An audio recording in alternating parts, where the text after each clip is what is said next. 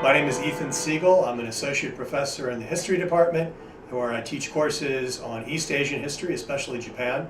I'm also the advisor for the MSU Undergraduate History Club.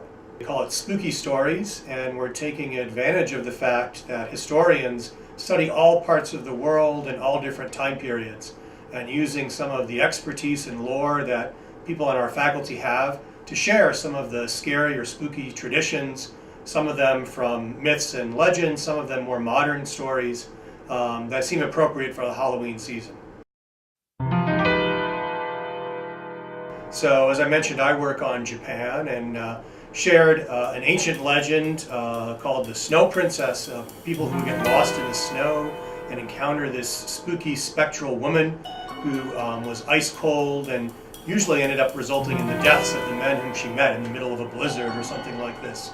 Or the story of a blind Buddhist chanter who was renowned for his ability to chant tales of a very famous battle from the medieval period, so much so that the spirits of the dead loved to hear him chant this story and actually came back to haunt him and eventually maimed him as a result of their unearthly power.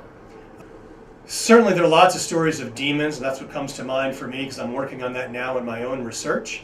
And in medieval times, so I actually work on the medieval period, there were reports of parades of demons at night that would take over the city streets.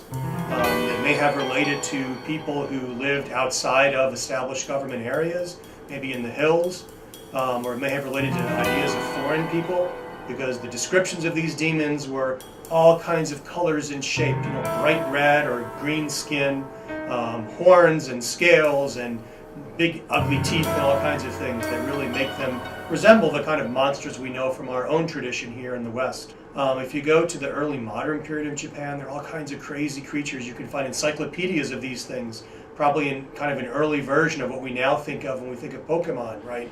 Collect them all. Stories of monsters that could lick the ceiling, or stories of monsters that would approach you and you'd tap them on the shoulder, they'd turn around looking like people but have no face.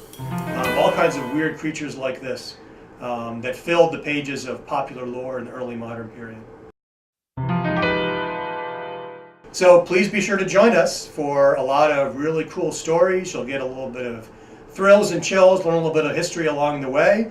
The event is going to be Thursday, October 26th in room 206, which is the auditorium in Old Horticulture at 6 p.m. We hope to see you there.